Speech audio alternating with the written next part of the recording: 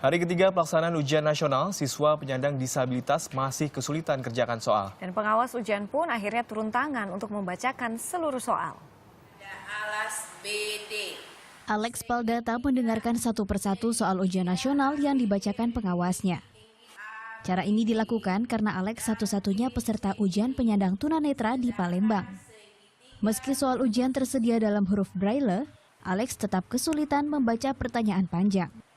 Sampai saat ini baru 2 soal yang agak sulit dipahami oleh anak. Itu kenapa, Bu? Apa ada lambangnya atau gimana? Kalau dibilang lambang tidak, sepertinya tingkat analisis. Jadi memang anak perlu menganalisis soal yang ada. 2 pengawas disiapkan untuk mengawal ujian nasional di SMP Luar Biasa A di kawasan Perumnas Palembang. Karena keterbatasan peserta ujian, pengawas juga ikut membantu membulatkan kertas jawaban. Siswa penyandang disabilitas di Kota Jayapura, Papua juga ikut menjalani ujian nasional. Hanya ada 2 paket soal bagi siswa berkebutuhan khusus. Jumlah ini jauh lebih sedikit dibandingkan SMP umum dengan 20 paket soal. Namun para siswa tetap kesulitan mengerjakan soal-soal ujian. Ada 6 peserta ujian nasional di SLB Negeri B Kota Raja Abepura. Namun tidak seluruh peserta ujian hadir.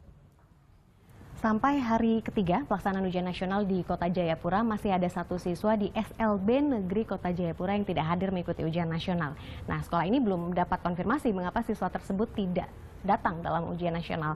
Beberapa sekolah juga mengalami fenomena yang sama, dan ini biasanya terjadi karena akses yang jauh, siswa berada di pelosok desa. Selain itu ada juga yang tidak hadir karena sakit, sementara masih ada alasan-alasan lain. Tapi semua yang tidak hadir dalam pelaksanaan ujian nasional pekan ini bisa mengikuti ujian susulan pada pekan depan. Terbatasnya fasilitas sekolah membuat para siswa penderita tunagrahita dan tunarungu harus belajar dalam satu ruangan bersama. Akibatnya penyerapan pendidikan pun tidak maksimal. Kalau kami amati kemarin itu dari jumlah soal bahasa Indonesia dengan jumlah 50 butir, itu dengan waktu 120 menit mereka kurang. Karena anak-anak ini adalah anak-anak yang dengan hambatan. Di tahun 2015 ini ada 14 siswa penyandang disabilitas yang ikut dalam ujian nasional di Papua.